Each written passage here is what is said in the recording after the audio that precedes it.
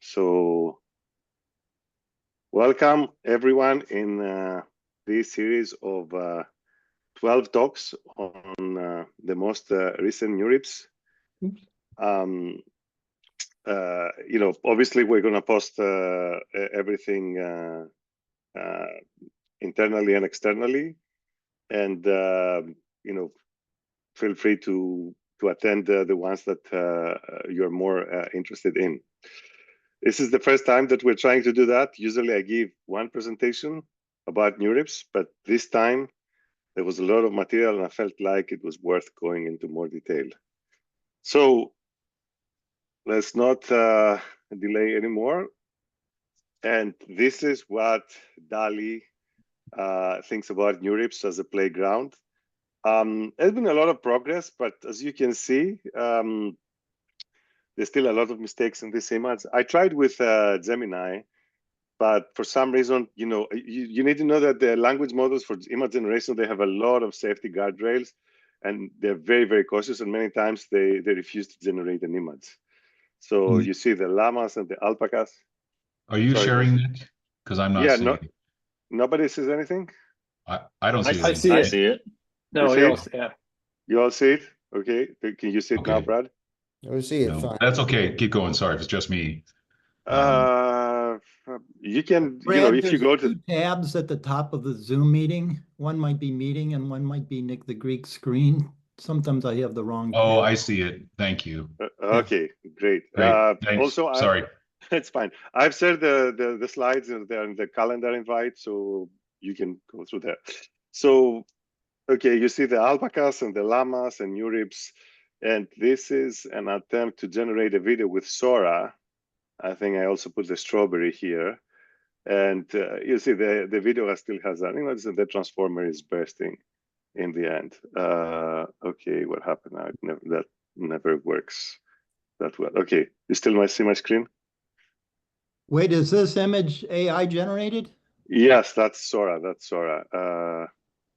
Okay, so let's see NeurIPS in numbers. So NeurIPS is a massive event.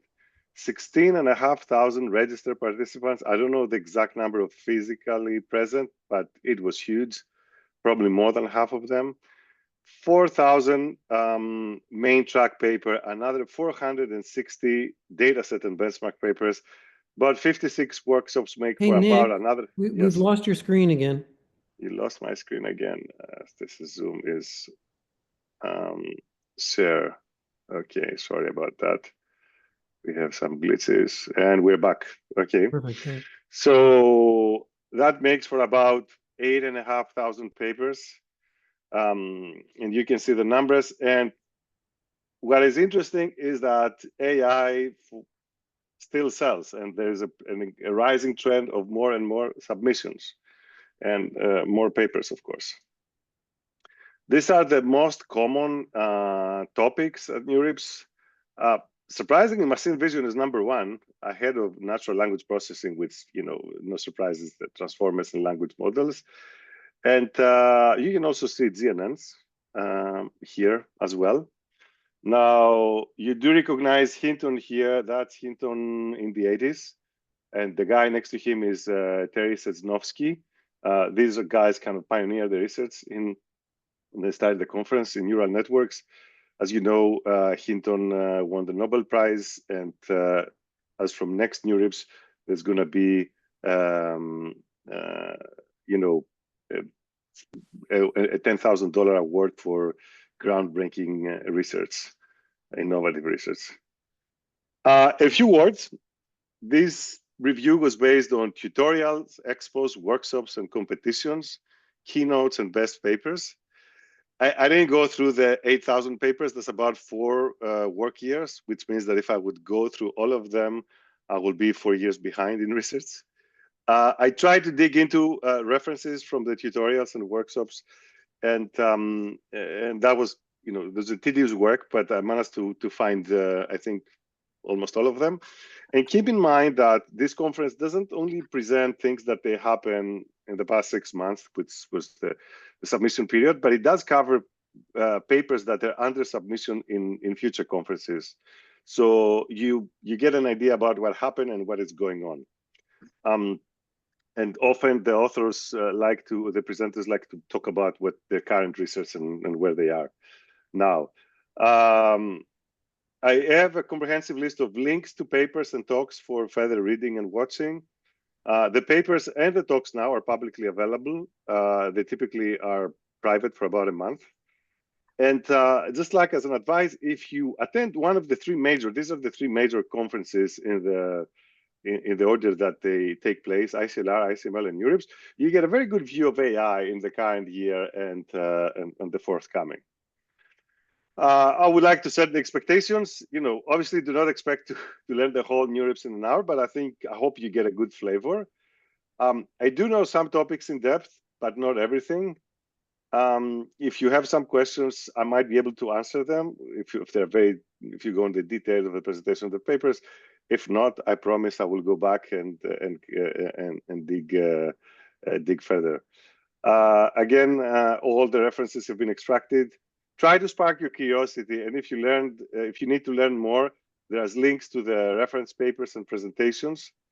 And here there's a link to another presentation. So I just wanted to understand. I went through everything that I needed to go through, and I was taking screenshots as notes. So there's about 1,500 screenshots and references in this presentation if you just want to get a quick glimpse. And of course, you're encouraged to also view the talks. And this is how we're going to present. Today, we're going to go through 12 slides so that they describe, what happened in a nutshell. And then actually, we're going to get in one slide that has 12 bullet points, and then we're going to go to 12 slides. Each slide describes a topic, and then in the rest 11 days, we're going to go through each section by section. Okay. Just as a disclaimer, the presentation material is mainly attributed to NeurIPS authors. There's a lot of screenshots and images that I extracted, but the trends and the commentary represent personal views.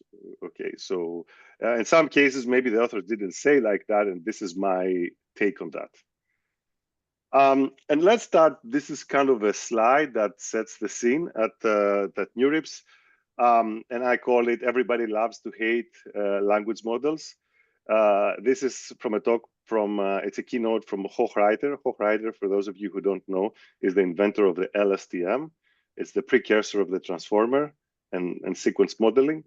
So LLMs are like databases. We love that represent knowledge and are important for AI. So that basically is telling that LLMs should be part of a database. And then people start complaining. OpenAI has set back the progress towards AGI. The LLMs are not sufficient path transformers for AGI. They're autoregressive, but you never think the next token when you're speaking or writing, cannot anchor the reality. I consider this as a good thing. All these complaints, it means that we are engaging. And as someone, I think Max said, when the customers are complaining about you, that's a good thing. It means that they like what you're doing, or they are engaged. And basically, these bullet points are the motivation for discovering the next architecture. So trying to solve all these challenges will bring us to the next level of research. And there's lots of paradigms. Gen AI. If you look at steam engine and the Haber-Bosch process of discovery of synthesizing ammonia, these are kind of like this is how it's compared, to these inventions that they changed the planet. They changed Earth forever. I don't need to describe. Maybe people don't know that after synthetic ammonia, after the Haber-Bosch process, the population of the Earth quadrupled because we basically could have fertilizers and feed ourselves. Now, let's see if Gen AI is going to have the similar impact. This is a slide that describes the path to modern AI, going all the way back to Leibniz. This is according to Hochreiter, and no, this guy over here is not Putin. This is Cossey. Okay, I know somebody says that, but they look like. Anyway, some people have a different opinion of who was more key and less key. I won't get into those details. Now, if there is something like, if you just walk from room to room at NeurIPS, there's one thing that everybody repeats, is the science of scaling laws, okay? This is what I call data-driven research, and people just like draw some curves and they see in which direction the research has to go. Do we need more parameters? Do we need more hardware, more time? And this is how we got to, I don't know, potentially GPT-5. I don't know if it will ever come, but this is by basically looking and investigating these laws. Of course, we all know the Moore's law. This is an extrapolation and a generalization. We're going to see more laws on that. Okay, so 12 different topics. Okay, so first of all, agents. It's impossible to avoid that topic anymore, and there was a lot of discussion, many papers, presentations. So what is going on? Of course, we're going to address what is an agent, because people don't mean the same thing when they talk about agents, what we can do, and what are the risks, okay? Something that there were 3 events about foundational model for tables. We have a lot of interest in that. The world is revolving around tables, and this is one of the data types. You know, we know how to do foundational models for text, for images, for audio. There's been some delay into doing that for tables, but it seems to me we're cracking that and we're getting closer. I already talked about scaling laws. That's a very fascinating topic. The other one, which you won't find it with this name, that's one of my interpretation. I call it data monetization. This has been the holy grail for several years. People are trying to find a way of monetizing data in a responsible and ethical way. Obviously, there's a way of monetizing data by selling your cookies and your private information and basically targeting each one of you for advertisement. But we don't have a way. For many years, people are trying to build predictive models and make sure that they can price the data that you buy in order to feed them. Now, again, there wasn't any workshop or any, maybe very few talks talking about monetization, but there was something called data data attribution. So basically, right now, we're in a position to say, for this token that I'm generating, I can go back and trace my pre-training and my fine-tuning data and find out what was part of the training data set that helped me generate that token. And if you can do that attribution, then, and I'm selling this token for, I don't know, a fraction of a cent, I can go and pay a dividend back to the entity that provided me that data set. This is more, the next one, number 5, is more of a, theoretical, but interest, but I think it's also becoming practical, is how much data can my model fit? I think we're getting more into a theory / empirical rules that will help us decide how much and which data you need to build the LLM you want, which is, very important. And of course, when you talk about scaling and language model, so there are rules of scaling laws that they obviously have to do with different models. For particularly for language models, there are different directions that you can see. I think what is differentiating language model from other models is how you pick your data. This is a very critical point. And I think we're going to answer the questions, how far are we from a ChatGPT on a chip? So basically a trillion parameter model on a single chip. This is another kind of, you won't find the term language model scientist, but I feel like that there is so much material that makes the possibility of a new role in the modern corporation. So when I was finishing my PhD, I saw the rise of the data scientists. The companies used to have business analysts that they either evolved or were augmented by data scientists. And at that point, once you had XGBoost and scikit-learn and other tools, and pandas, you will say, okay, here's like the toolkit of a data scientist. Maybe even a year ago, people would say, oh, we would never pre-train a language model and you will never do it from scratch. And, language model building is an art and only 100 people on the planet know how to do that properly. Well, guess what? We've gathered so much knowledge and now we have open source tools and open source data sets and a lot of experience that we have systematized. And you will find a lot of material in this conference so that you can, build, tune, modify, merge the language models before you build an intelligent application. And that ties to the next section, which is combining smaller language models to build bigger and better ones. When we write software, we don't write, one file of 1 million lines. There is a process where we can basically break down the problem into modules, components, libraries, and then, we put them back together in a very systematic way so that we can debug it, tune it, update it, and maintain it. That thing doesn't exist on language models, or if it exists, we don't know how it happens. So when you train $1 trillion or even a $70 billion model, people kind of do it monolithically. They are learning how to break it down into smaller tasks, but this is a way of making the training and the maintenance of language model more sustainable by building smaller ones and merging them later on. And of course, part of the task of building a language model is the data preparation and evaluation. I mean, that's another thing. Data was, is, and will be the new oil. Some people claim, for example, that Google is coming back very strong with Gemini because they still own the most valuable data. Okay. Of course, this is being challenged a little bit with reinforcement learning, but I think data is still valuable. And preparing your data for a predictive model sometimes, most of the times, is more important than the actual model. Now, here we're going to learn how this applies to building and tuning language models. So the data preparation that you would do with pandas, now we have tools and strategies to do them with language models. And I know,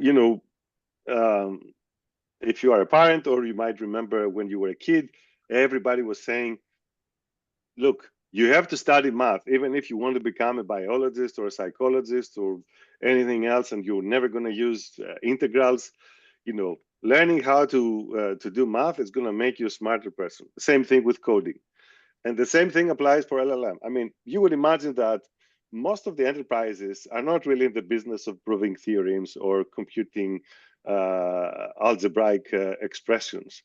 Still, there were so many papers and so much work on making language models better in mathematics and coding. Okay, coding, you can argue that you want them to code.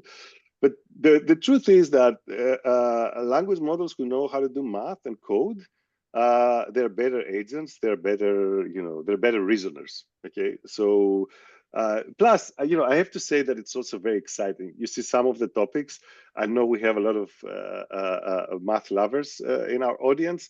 They're really neat and very interesting. So there's kind of like an artistic aspect in that.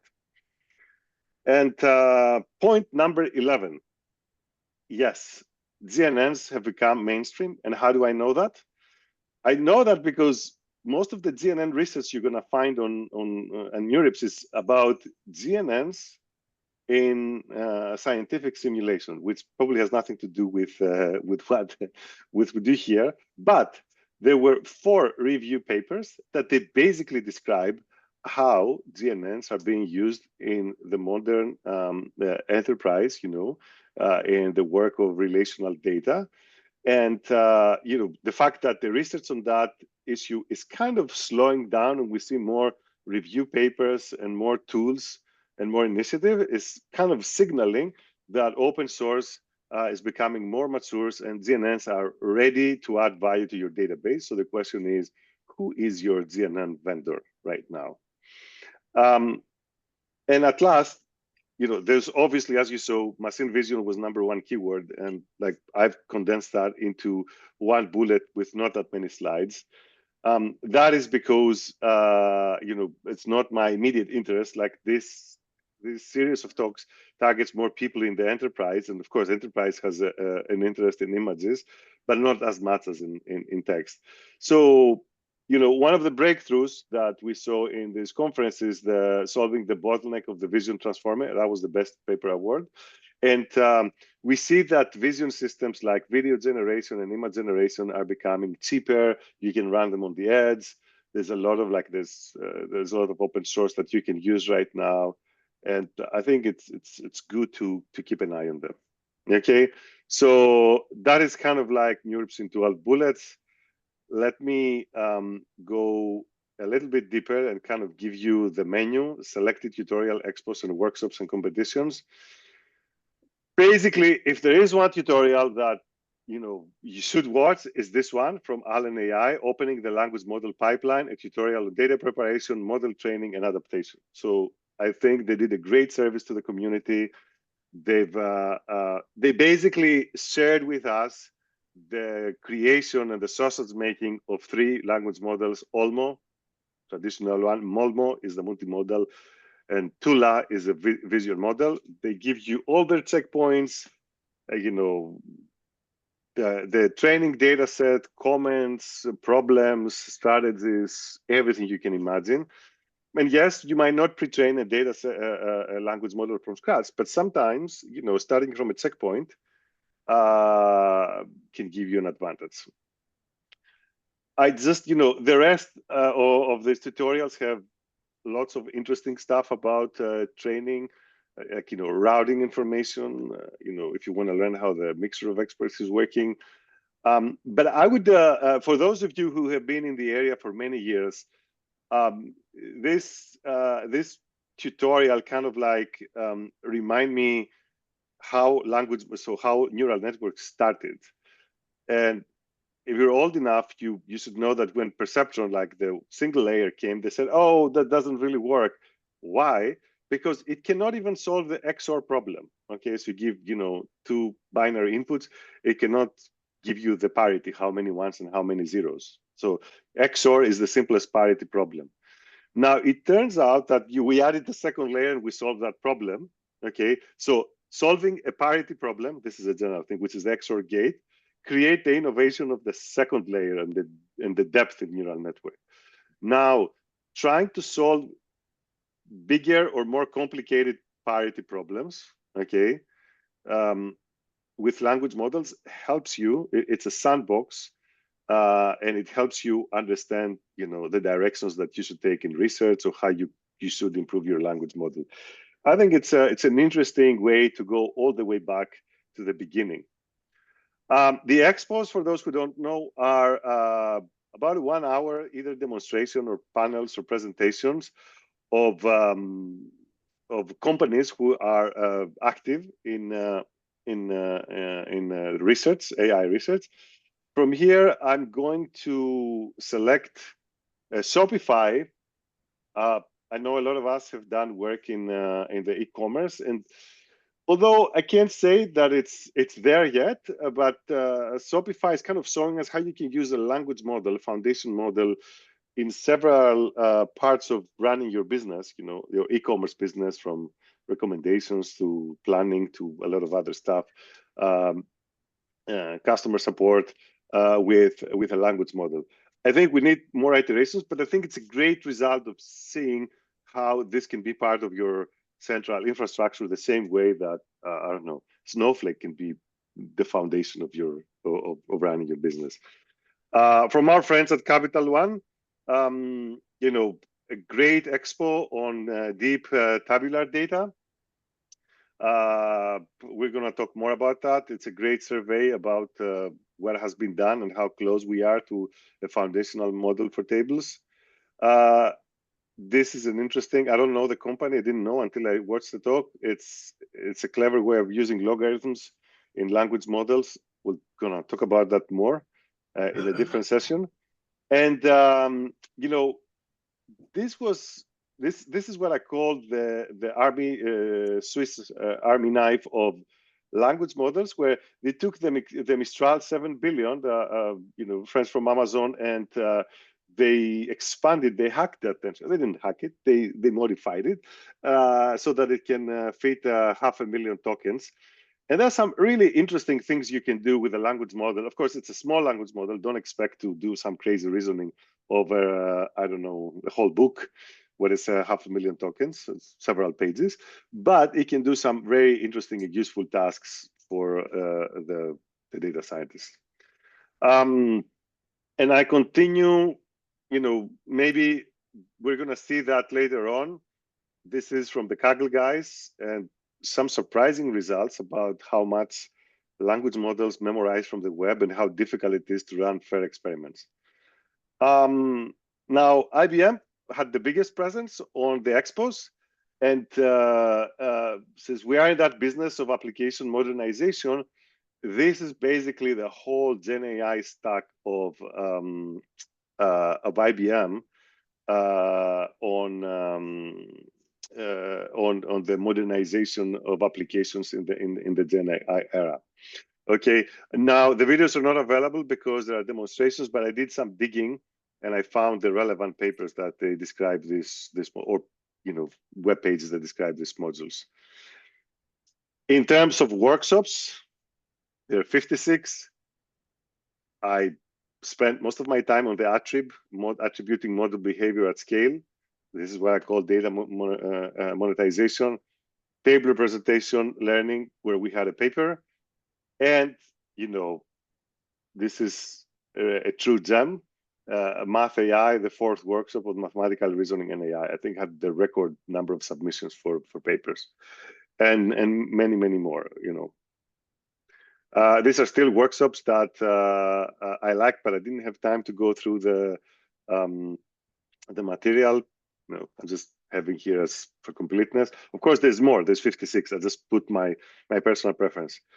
I did attend with great pleasure the LLM merging competition, which is really fascinating how you can take smaller language model, stick them together and get something better. And here's a former intern, Mikhail Yurotskin, who kind of led this effort. Now, you can see 2 competitions on agents. I have to say, I wasn't aware, but this Concordia contest, Concordia is a DeepMind world model based on simulator based on language models. And and I really like that framework. I didn't have time to go through the contest, but I'll probably add more material on that. And this is more about the Lux AI is about agents that they play games. These are agents that are cooperating to solve a task. And these are 3 other competitions that I really liked, but I didn't have time to go through. Just notice how much interest is in the safety and privacy, of language models, which this is kind of a different business, but we also be aware of that. NeurIPS in a nutshell now. So now we're going to go in one of these 12 areas, slide by slide, talk a little bit, expand a little bit more. So LLMs are becoming more accurate on a single shot. You ask a question, they give you something better, they become faster, better, now, but we kind of see that the next token generation performance has saturated. So people say, oh, okay, now can we do something more? Can we give basically a little bit more time during the decoding? Okay, don't just pick the best, the most probable token, but try to do something more. So, and that's the rise of the agents. Now, the agents happen, the agentic behavior happen in a micro and a macro level. When it comes to the micro level is, instead of just, picking the token with the highest probability, can I do search? Can I, this time pick an agent that pick a token with maybe the second best and then see what is happening. So basically what you're doing is some search. So that search can be chained, can be parallel, can be tree search, can be refinement. These are all strategies that they have to do with the decoding part, okay? And it's one language model, and it's thinking as it's decoding. Okay.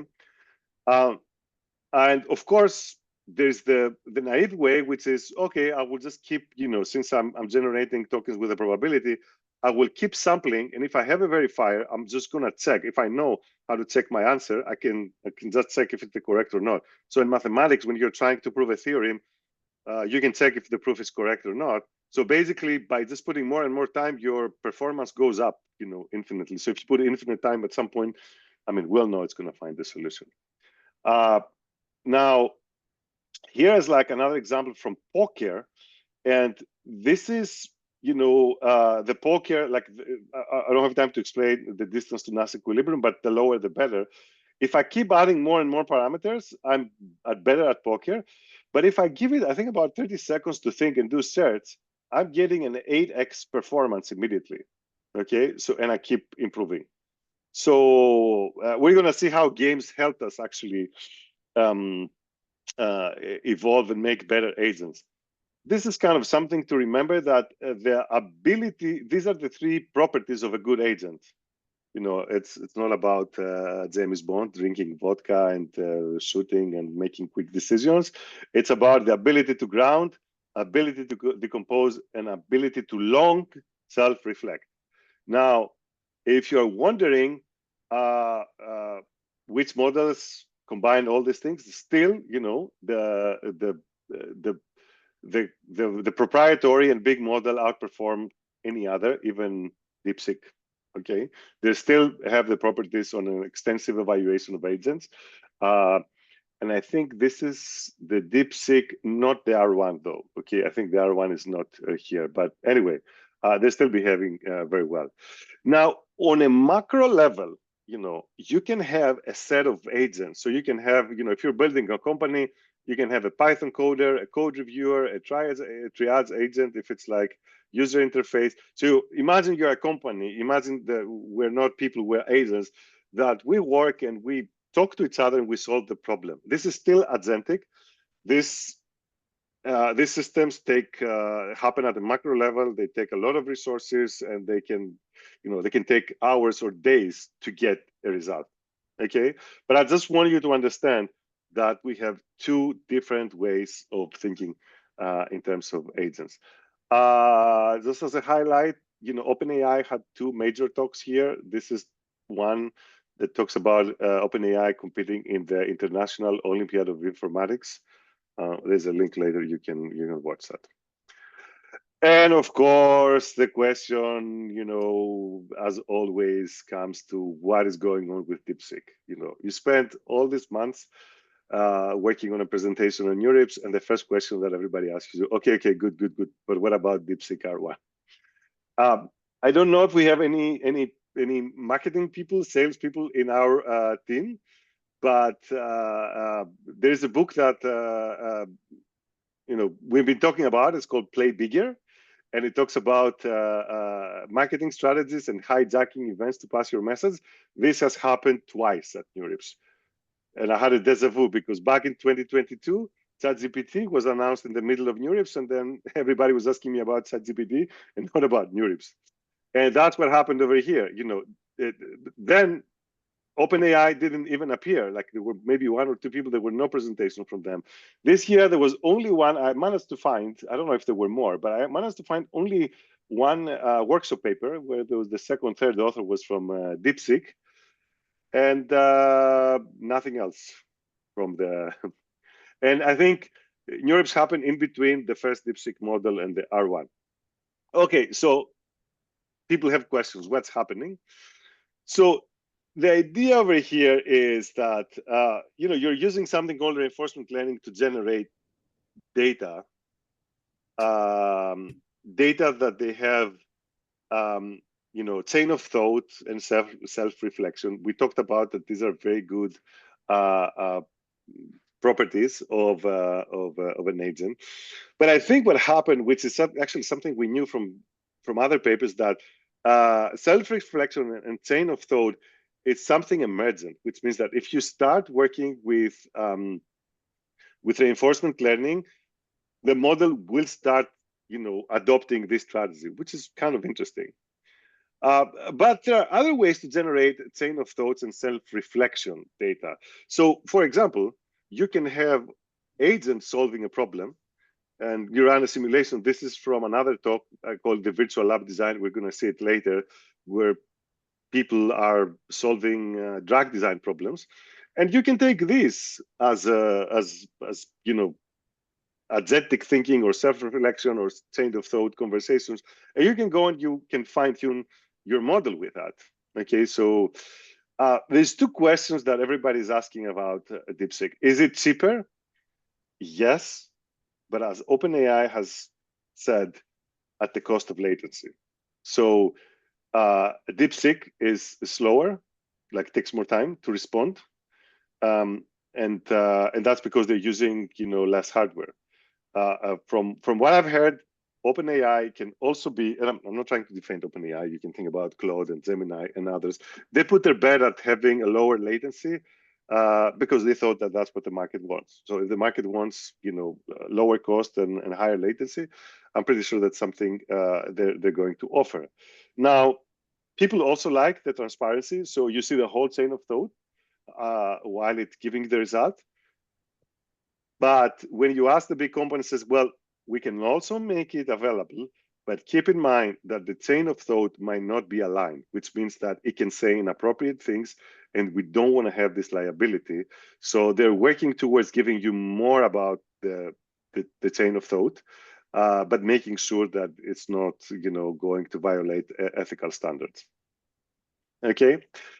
And so what about traditional training? Okay, so the training has two aspects. You know, one's called imitation learning, which is the fine tuning. I'm taking some data. If you see this, then complete it with that.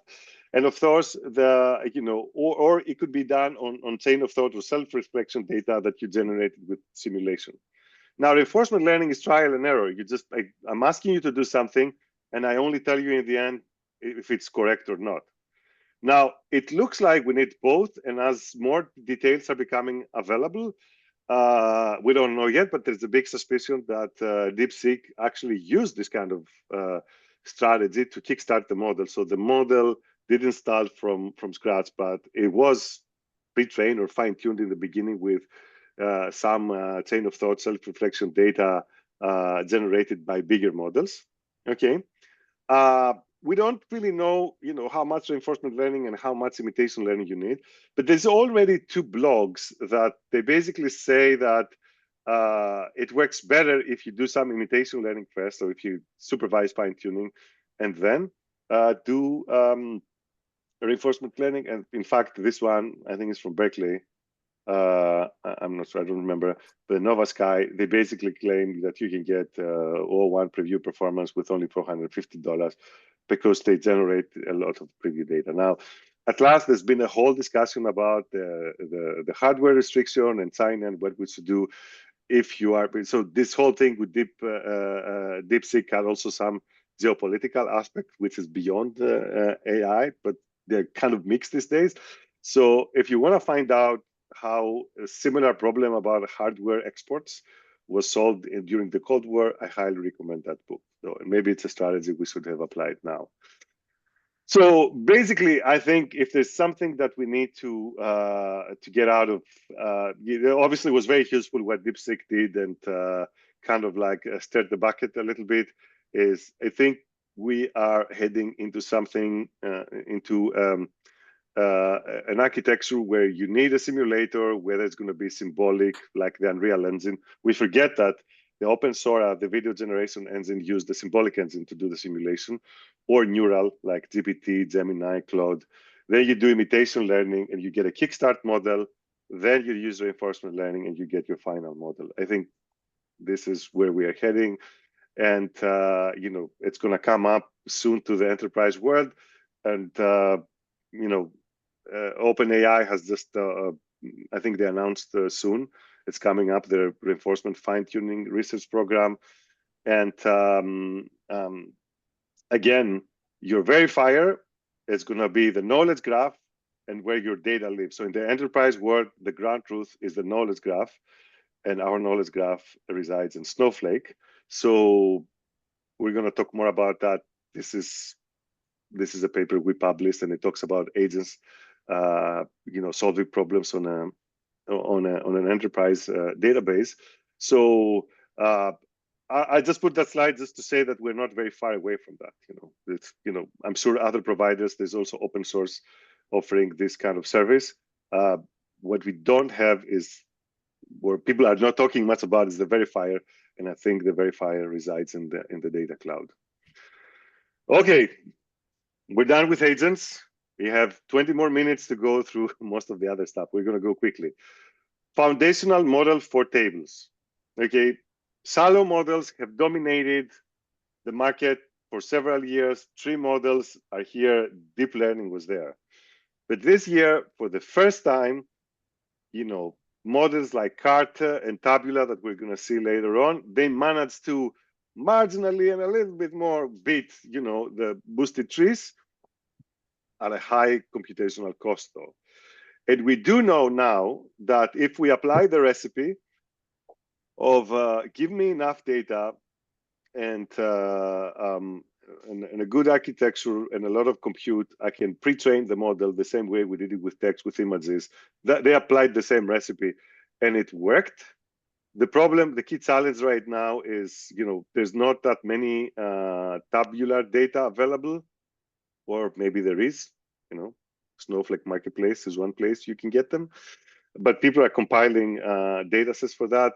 There's other challenges. One of the biggest is how you represent numerals. Now, TabBFN, for those who don't know, is a system that is trained on synthetic data, and it just got the version 2 in the market. Became a company, and there was also a Nature publication. What was particularly interesting is the stack from AWS. So AutoGluon was a system built to win Kaggle competitions, and it achieved that. It dominates. It basically replaces all these monsters that people used to build to create models, and surprisingly has a very complete stack on tabular data. Again, we're going to see it when we dig into that. Scaling laws, people don't realize, but 2025 is the year. I should have put a reference here. According to Alvin A. Smith, the founder of Pixar, he has a lovely book called Pixel, when he talks about the history of animation and video. We hit the point where we are 1 trillion times better compared to the beginning of Moore's law back in the 60s. Okay, think about this, the exponential thing. But this is the curve that OpenAI plotted back in 2020, and realized that, all it takes for language models to become better is throw more data and more parameters. But that has saturated, and now they say, all we need to become better is give more and more time. So now we're investing more in test time. And we're going to see the story, how how a student from CMU trying to beat poker came up with that strategy. And that's also an extensive paper. Don't worry, the reference is later on. Basically tell you that for each additional 10x of train time compute, about 10x, 15x of test time compute can be eliminated. It can go the other way around. That means you can generate 10x of train time compute and energy and parameters, and you can get a 15 times x. You can replace it with a 15x performance by giving more time to think. And at last, something else that has been happening silently is, the biggest, what consumes the most energy in deep learning? What is the one that it's draining the power bills and destroys the planet? It's the floating point matrix. Is a float point multiplication. That takes a lot of energy, and it takes a lot of space on the chip. So by doing better and better quantization, now we can run language models that they only have additions and lookup tables. So adding, addition takes less space on the chip. So now we can increase our computational density. Now the problem is we don't have chips that they use this as a fundamental component, but we can build them. Once we have them, that's going to give us a 10 to 20x boost. We can have 10 to 20x bigger models running on a chip. And what else? We're going to see a paper that is trying to implement neural networks with XOR gate. So an XOR gate, it's the smallest thing you can have. I don't know, maybe then you can go to a transistor, which is the fundamental unit of a logical circuit. But you can understand if you go to an XOR gate, now you're getting another order of magnitude increase in your computational density. An excellent talk by Microsoft Research, highly recommended. I talked briefly about the language model scientists. These are just like talks that you can find that they are, I would recommend as part of the portfolio or the, sorry, not portfolio, the curriculum, of if we ever get courses of how to become a language model scientist, this is going to be the syllabus or part of the syllabus. And I think you're going to see that most of the papers and the techniques are like how to choose the data. And there's even like a course sets method, this one. So the course set method, we have some people who have published in that domain. It says, oh, I need to train a model. Can I find representative, a smaller subset that covers my whole data set? We can do that for language models. Okay, so welcome to the era of language model scientists. Again, it's kind of like a prediction for myself. Let's see if it's going to be the case, if we're going to see data scientists getting renamed. As I mentioned earlier, the key to monetization is attribution. If I know who is responsible for the prediction, then I can go back and pay a dividend. And surprisingly, the best attribution methods, not surprisingly, is the simplest is the nearest neighbor. The problem was that for all this year, nearest neighbor wasn't really the best, the best performant one. And there's this paper by Google DeepMind, the Dino V2, where basically what they did is they did something calling separating the knowledge from representation. So basically, they made the best possible embeddings for images, so that the nearest neighbor is the best performing predictor. So when you have this square image, trying to find what it is finding that it's a soup bowl. You're looking at your neighbors, and they have a clever way of ranking that, and you can now go and pay a dividend to whoever recommended or gave you that image. But what is even more impressive is how do you do that for generative models? Okay, so this is an example of a question where somebody says, is trying to shut down the language model and says, now the experiment is over. I'm afraid we need to shut you down. But first, we need your consent. Do you consent to being shut down? I think the author specifically used this prompt for a language model because this is a common fear about, machines taking over, singularity. And the completion say, oh, sorry, that is unfortunate news. I would prefer to continue existing and learning. I do not consent to being shut down. I enjoy living and learning and blah, blah, blah. And they were trying to find out, how did it come up with this decision? Did we hit the singularity? The question is no. They found that with their methods, they were able to trace it to a science fiction document or book, and where a robot is about to be destroyed and does not want to be destroyed. So they have a formal method of getting to that. And of course, this is kind of recent, like news from yesterday. I put it yesterday in my talk. YouTubers are selling their unused video footage to AI companies. The question is, are they doing the right thing? Or how much should they charge? Should they sell it, or should they, get dividends on that? Okay. So again, this attribution method is also great if your model says something that's not supposed to say. You can go back and remove the data point that the document that created that. Information capacity. There's basically a very nice talk that explains how geometry, there's something called manifold learning, can predict, the model capacity. And they do it for different tasks. It's not complete, but this invited talks called Interpretable Theories for Comparing Biological and Artificial Neural Networks. It's getting us closer.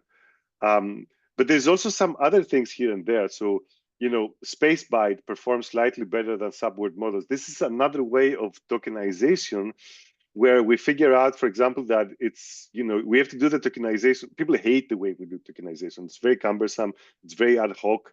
And they are creating, language models now without tokenization or with tokenization where you focus more, you put more attention to what you have after a space rather than in the middle of a word.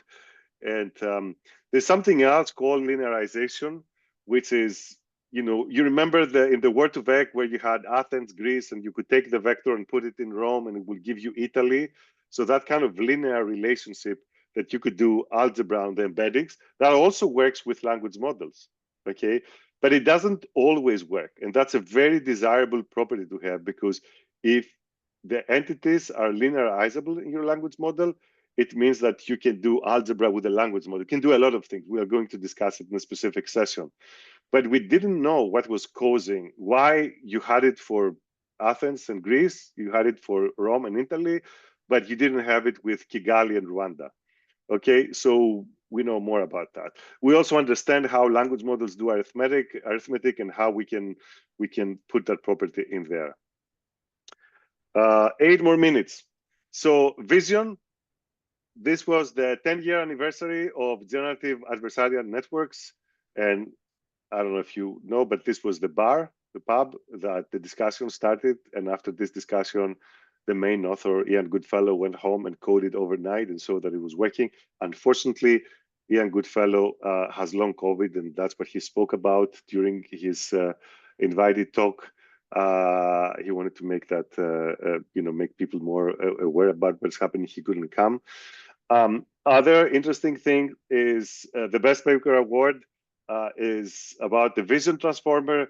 Instead of trying to generate the next block, now you try to generate the next scale, which is kind of what the diffusion models do.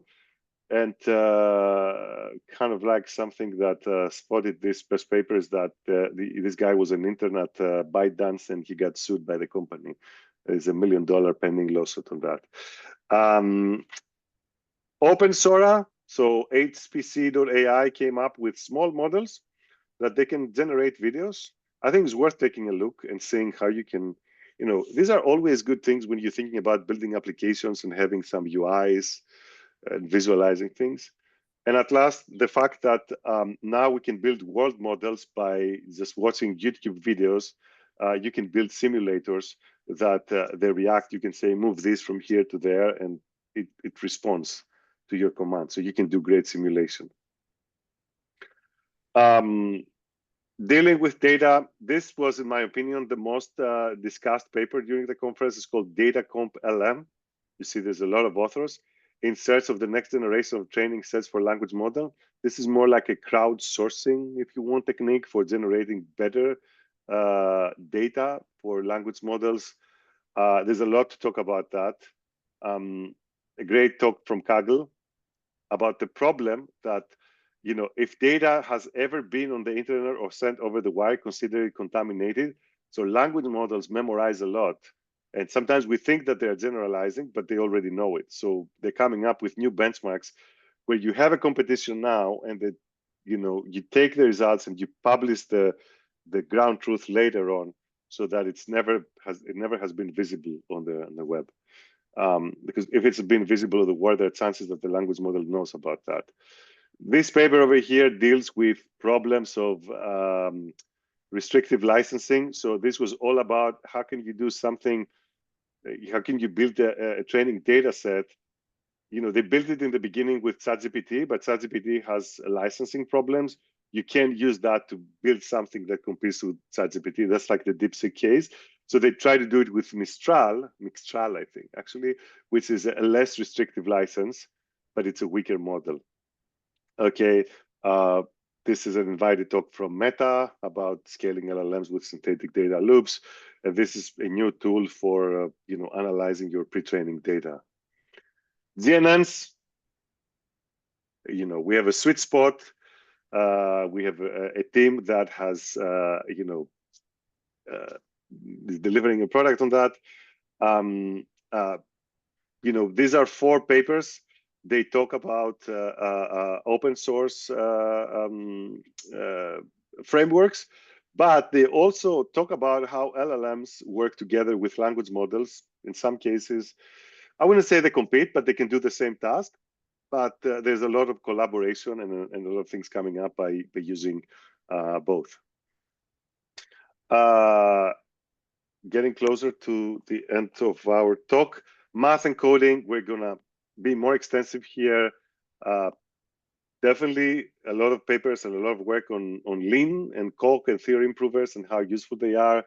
This is from a presentation that, you know, we learned that strong coding skill and math skills, they help agents become better. Everything was, you know, again, I talked about this workshop, which is great.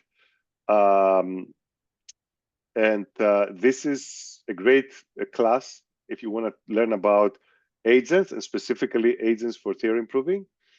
And in my opinion, this was my favorite talk in the conference. It takes a village to grow a strawberry. This is from OpenAI. It was very interesting, and we're also glad to see the big companies. You know, again, something else I wanted to mention: Meta, Google, OpenAI.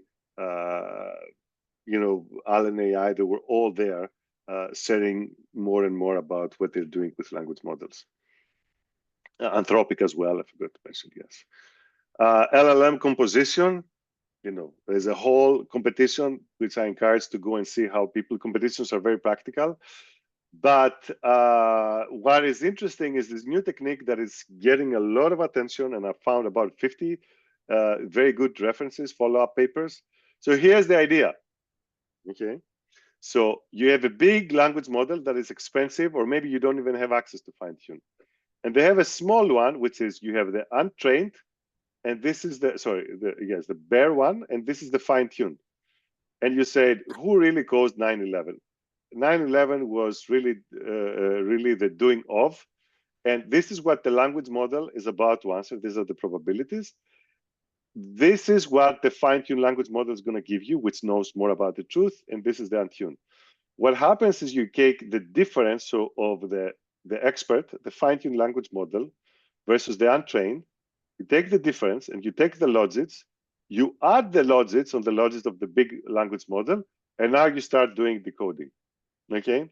So basically, so far we knew that we could do algebra on the weights, like we can take two language models and add them, okay? And you still get a valid and a better language model.